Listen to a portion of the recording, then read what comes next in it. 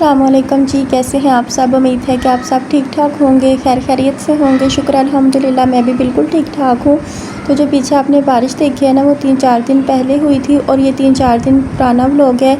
तो अभी कंबल भी आप देख रहे हैं। तो जब मौसम थोड़ा सा अच्छा हो जाता है ना, तो हमें फिर ठंड लगना स्टार्ट हो जाती है। तो अल्लाह ताला भी कहते होंगे ये कैसी दुनिया है मेरी, अगर थोड़ी सी गर्मी ज़्यादा हो जाती है तो ये मरने वाले हो जाते हैं गर्मी से, और अगर थोड़ा मौसम अच्छा हो जाता है तो ये कंबल ओढ़ना शुरू कर देते हैं। तो बस इसी तरह के हैं हम लोग, किसी बात पे रहते ही नहीं हैं। कल 10 मुहर्रम वाले दिन तो बहुत ज़्यादा गर्मी थी, फ़ैन के नीचे भी पसीने आ रहे थे। और फिर यहाँ पर ना मैंने सारी सफाई की है, ये टेबल वगैरह, चेयर्स वगैरह, और दूसरे कमरे से भी मैंने सफाई सारी कर ली थी। और सुबह ना मैंने चिया सीड्स पी लिए थे, उसके बाद ना फिर मैंने सारी सफाई वगैरह की है। सारा काम ख़त्म करने के बाद ना अभी मैं चाय बनाने लगी थी, क्योंकि जितनी मर्ज़ी गर्मी हो ना, तो चाय के बिना तो हम अधूरे हैं। तो यहाँ ना फिर अंडे भी ख़त्म हो गए थे, ख़त्म नहीं हुए थे, जो भी मैंने लिए हुए थे ना वो सारे ख़राब हो गए थे। तो फिर मैंने सारे ना ज़ाया हो गए। और अभी ना ये मैंने थोड़े से मंगवाए हैं कि अभी गर्मी में ज़्यादा नहीं मंगवाने, क्योंकि ख़राब हो जाते हैं, फ्रिज में रखे भी ख़राब हो जाते हैं। तो बस अभी थोड़े से मंगवाए हैं, और एक अंडा मैंने बॉयल किया था और साथ में चाय बनाई है।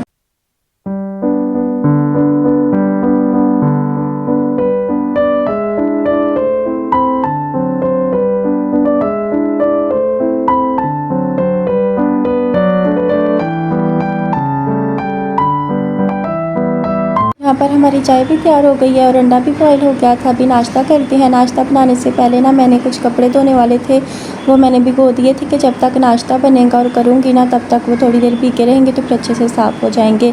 तो अभी नाश्ता करके ना फिर नाश्ते वाले बर्तन धोती हूँ और वो कपड़े भी धोती हूँ, और बाकी तो मैंने सारे काम ख़त्म कर लिए थे।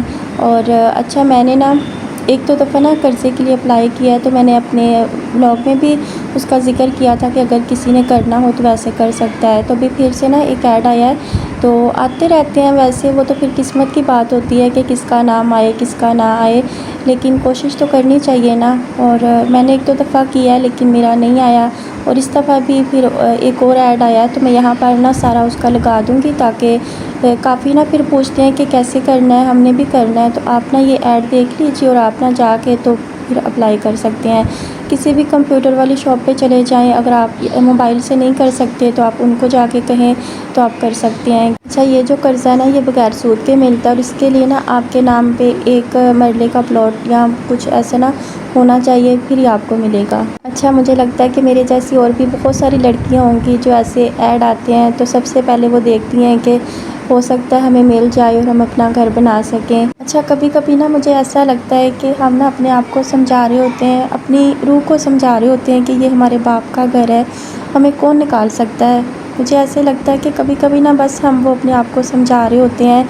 हमें तभी अपने बाप का घर लगता है जब हमारे माँ बाप भी इस आंगन में बैठे हों और हम इधर उधर चलते फिरते ना वो हमें शफ़क़त भरी नज़रों से देखें, तभी हमें लगता है कि ये हमारा अपना घर है। लेकिन जब माँ बाप नहीं रहते ना, तब हम इस आंगन में चलते हैं ना, तो ऐसे ना शर्मिंदगी सी महसूस होती है। पता नहीं आप लोग समझ पाएँ या ना समझ पाएँ। कभी कभी ऐसे लगता है कि पता नहीं हम किसी के घर ना मेहमान आए हैं और अपने घर जा ही नहीं रहे, और इतने दिन हो गए हमें यहाँ पे बैठे हुए, और जो दूसरे लोग हैं ना वो हमें अजीब अजीब नज़रों से देख रहे हैं। तो फिर ना एक बहुत शर्मिंदगी से महसूस होती है, और फिर अपने कमरे से निकलने को दिल ही नहीं करता। बचपन में जब हमारे माँ बाप हमें कहते हैं ना बेटी तो परायाधन होती है, एक दिन अपने घर चली जाएगी, तब हमें ना बड़ा गुस्सा आता है कि नहीं, हम इधर ही रहेंगे, हम सारी ज़िंदगी आपके साथ ही रहेंगे, यही हमारा घर है, हम और कहीं नहीं जाएंगे।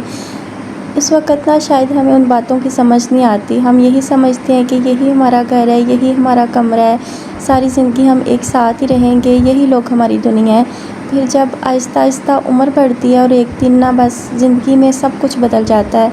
कुछ बेटियों को बहुत अच्छा ससुराल मिलता है जहाँ उन्हें अपनी बेटी की तरह मोहब्बत मिलती है, और कुछ बेटियां ऐसी भी होती हैं जिन्हें हर कदम पर ख़ुद को साबित करना पड़ता है। इसीलिए मैं समझती हूँ कि हर बेटी को पढ़ना चाहिए, कुछ सीखना चाहिए, अपने पैरों पर खड़ा होना चाहिए।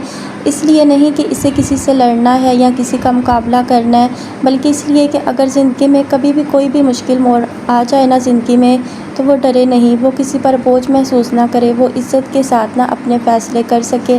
इसलिए जब कोई कहता है ना बेटियों को रहने दो, इन्हें पढ़ा के क्या करना है, तब बेटी को ना अपने लिए आवाज़ उठानी चाहिए। किसी से बगैर डरे ना उसको अपने लिए बोलना चाहिए। जिस हद तक जाना चाहिए ना वो चली जाए, लेकिन ना तब वो अपना वो टाइम ज़ाया ना करे। अपना घर ना वो जगह होती है जहाँ इंसान को हर वक़्त ये खौफ ना हो कि अगर हालात बदल गए तो मैं कहाँ जाऊँगी। जब एक औरत अपने पैरों पर खड़ी होती है ना तो उसके फ़ैसले भी मज़बूत होते हैं, उसे किसी की गुलामी नहीं करनी पड़ती। इसकी आवाज़ में एतमाद भी होता है, वो हर मुश्किल वक़्त का सामना भी बेहतर तरीके से कर सकती है। इंसान दूसरों का घर बनाने में कितनी भी मेहनत कर ले, कितना भी मुखलस होकर काम कर ले ना, वो हमेशा दूसरों का घर ही होता है।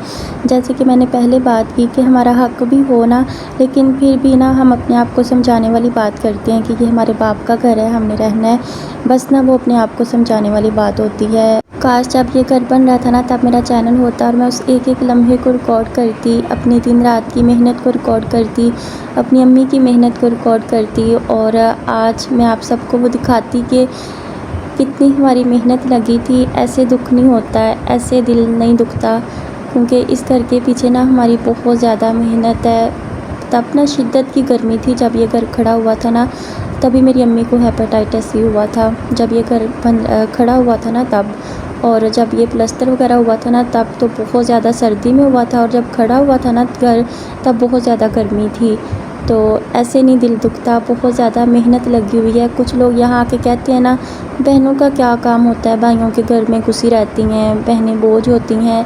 तब मैं उनको दिखाती कि हमारे कितनी मेहनत लगी हुई है इस घर में। हमारे हाथों पे ना छाले बन जाते थे पानी लगाते लगाते, और जब मिस्त्री चले जाते थे ना नीचे से जो कचरा होता था वो हाथों से उठाते थे, वो जो टब भर भर के बाहर फेंकते थे, फिर उनके आने से पहले पानी लगाते थे। बस अब अपनी गलतियों पे पछताने के अलावा ना और कुछ नहीं है। बस हर बेटी को ना अपने माँ बाप से एक ज़िद लाज़मी करनी चाहिए कि मुझे कुछ ना दें, ये जो सामान इकट्ठा करते हैं ना कुछ भी ना लें, उससे गुजारा हो जाएगा। वो ताने बर्दाश्त कर लें आप अपने ससुराल में जाके, लेकिन आप अपने लिए एक छोटा सा घर लाज़मी लें, चाहे अपने माँ बाप से कहें या अपने लिए खुद मेहनत करके लें, लेकिन लाज़मी एक छोटा सा घर लें जिसमें आप खुल के सांस ले सकें, खुल के जी सकें अपनी ज़िंदगी को।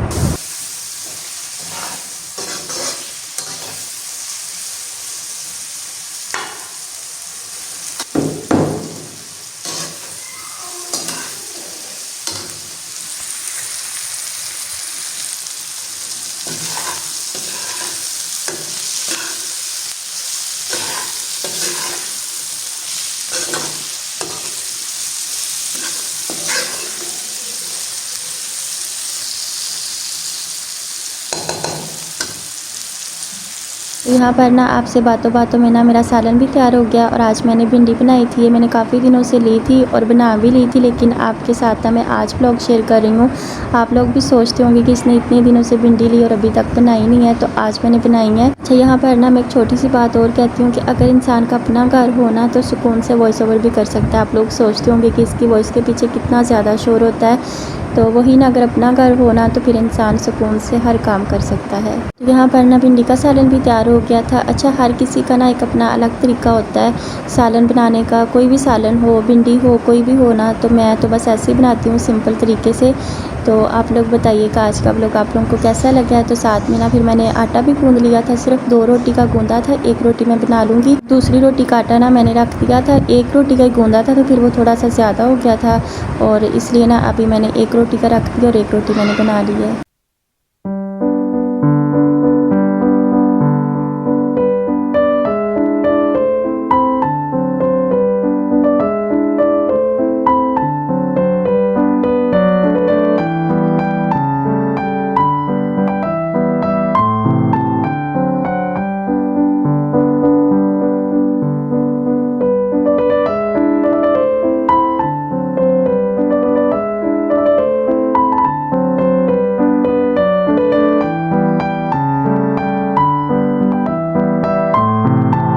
यहाँ पर ना खाना खाने के बाद मैंने बर्तन भी धो लिया और चूल्हा वगैरह भी साफ़ कर लिया। जो सालन बचा है ना वो मैंने इस छोटे से डिब्बे के अंदर डाल लिया है। और आप लोग बताइएगा आज का व्लॉग आप लोगों को कैसा लगे। अपना बहुत सारा ख्याल रखिएगा, दुआ में याद रखिएगा। अल्लाह हाफिज़।